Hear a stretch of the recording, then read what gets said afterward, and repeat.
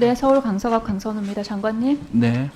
오늘 윤석열 대통령 대국민 담화문 발표한 것 중에서 보건복지 관련된 부분은 주무부처 장관이시잖아요.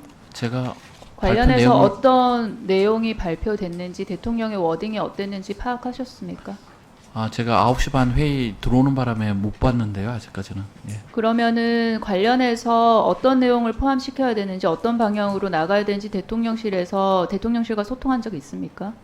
뭐 저희는 뭐 늘 말씀을 드리니까 아마 거기서 중요한 사항을 말씀하시지 않았나 이렇게 생각이 듭니다. 좀 살펴볼게요. 네. 윤석열 대통령이 뭐라고 했냐면, 약자 복지를 지속적으로 확대하고 노인과 장애인을 위한 서비스 복지의 수혜 대상도 지속적으로 늘릴 것입니다. 그랬어요. 네. 여기서 좀 문제라고 탁탁 걸리는 워딩 있으세요? 정부의 정책 방향은 맞게 말씀하시는 것 같습니다. 약자 복지라는 개념을 학계에서 지금 씁니까? 2024년에? 뭐 학문적 개념이 아니기 때문에 뭐 학계에서 안 쓴다고 해가지고 쓰지 않는다고 해갖고 정부가 그거를 뭐 못 쓰는 건 아닌 것 같고요. 문제는 이제 약자 복지를 얼마나 제대로 확충하느냐가 문제가 아니겠습니까? 약자 복지라는 개념 자체가 네. 복지가 국민에게 줘야 되는 어떤 시혜의 대상이라는 전제를 담고 있는 거예요. 근데 복지가 그런 거예요, 장관님? 아니지 않습니까? 국민이 당연히 누려야 할 권리를 국가가 보장을 해주는 게 복지예요. 그런데 그런 거를 다 그렇다 치더라도, 그리고 네. 몰라서 이렇게 말씀하셨다 치더라도, 그럼에도 불구하고 이 모르고 한 말에조차도 정부의 예산 의지는 담겨 있지 않아요. 여기서 보면은 지속적으로 확대를 하고 노인과 장애인을 위한 서비스 복지 수혜 대상 지속적으로 늘린다 그랬는데, 네. 장관님, 네. 어린이 재활병원, 공공 어린이 재활병원 운영비 관련해 가지고 예산 책정 얼마 됐습니까? 네. 지금 운영비는 반영이 안 돼 있는데. 빵원이죠. 예. 제가 지난해 국감 때 이거 지적했습니까? 안 했습니까, 장관님? 하셨습니다. 근데 올해도 왜 이래요?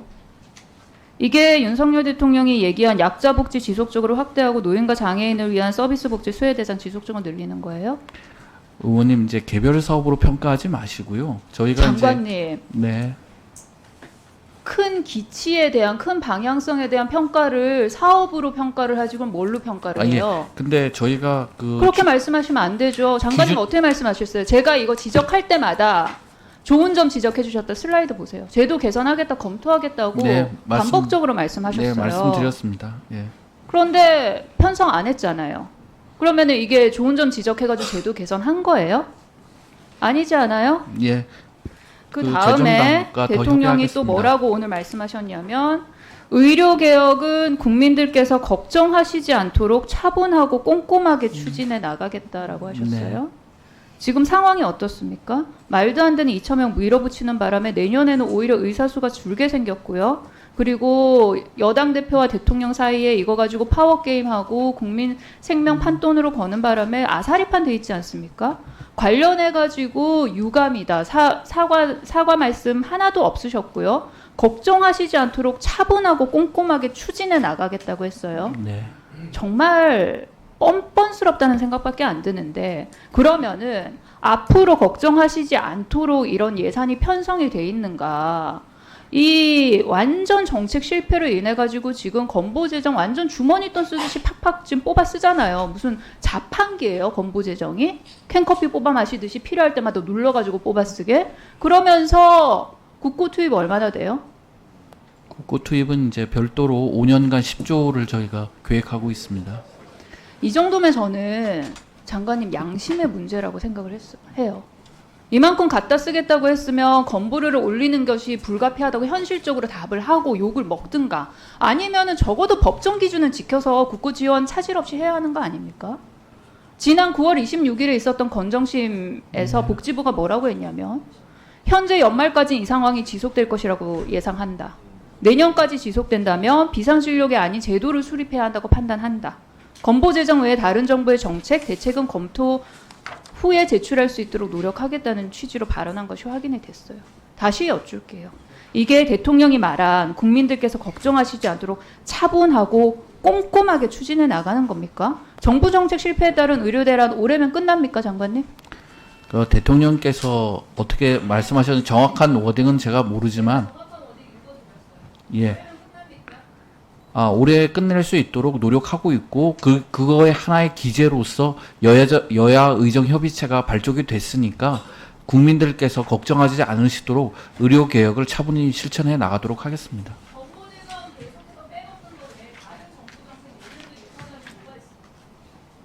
뭐 설명을 드리겠습니다. 처음으로 재정에서 본격적으로 지원이 들어갔지 않습니까? 2조 원 그리고 향후 그 5년간 10조 원 들어갔기 때문에 그 점에 대해서는 정부의 의지를 의심하지 않으셔도 될 것 같습니다. 그것은 이제 저희가 재정 당국하고 잘 설득을 못 했는데 전년 수준은 반영을 했는데 아까도 다른 의원님께서 말씀하신 것처럼 이번에 예산 심의 과정에서 증액될 수 있도록 노력하겠습니다.